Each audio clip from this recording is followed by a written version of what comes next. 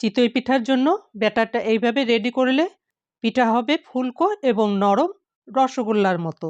প্রথমে নিয়েছি 2 কাপ অর্থাৎ হাফ কেজি পরিমাণে আতপ চাল। এগুলোকে ভালো করে ধুয়ে নিতে হবে। ভালো করে ধুয়ে নেবার পরে পরিষ্কার পানি দিয়ে ভিজিয়ে রাখবো প্রায় 5 থেকে 6 ঘন্টার মতো। 6 ঘন্টা পরে চালটাকে নিয়ে পানিটাকে ছেঁকে নিয়ে একটি ব্লেন্ডার জাগে নিয়ে নিয়েছি। এটাকে ব্লেন্ড করে নিতে হবে।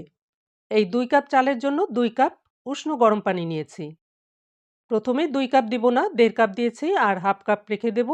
ঘনত্বটা বুঝে তারপরে পানিটা অ্যাড করব। দিয়েছি হাফ চা চামচ লবণ। দিয়েছি হাফ কাপ সেদ্ধ চালের ভাত। আমরা যে ভাতটা খাই সাধারণত সেই ভাত। দিয়েছি হাফ চা চামচ বেকিং পাউডার, বেকিং সোডা নয় কিন্তু, তাহলে কিন্তু গন্ধ আসবে। তারপর ব্লেন্ড করে নিয়েছি।